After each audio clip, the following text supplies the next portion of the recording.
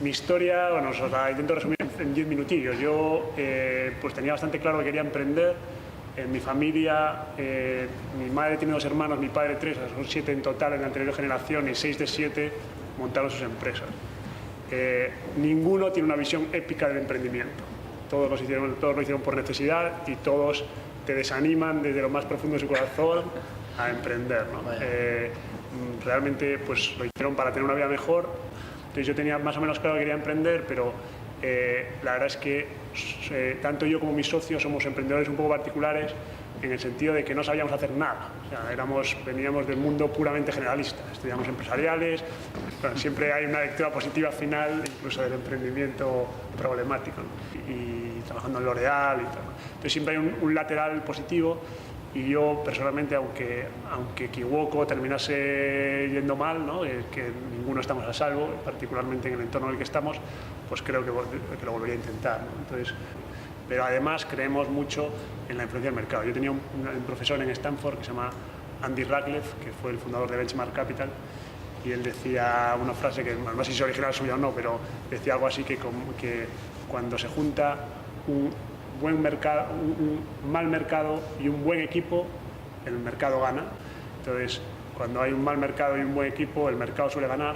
Y él decía, cuando hay un buen mercado y un mal equipo, el mercado suele ganar también, ¿no? Y luego decía, si además hay un buen mercado y un buen equipo, entonces ya pues sucede algo especial, ¿no? Pero nosotros sí somos le damos mucho peso al mercado. Una vez que empiezas a gestionar una empresa que tiene una desagregación geográfica muy grande, ¿no? Que tiene tiendas en diferentes puntos y que no tiene una historia de cultura y de bases sólidas, pues hacer eso y además hacerlo rápido, porque tienes un capital riesgo dentro que tiene unas exigencias de tiempo, pues es difícil, ¿no? Por suerte y por desgracia, en España hay una piscina de gente súper capacitada y infrapagada muy grande.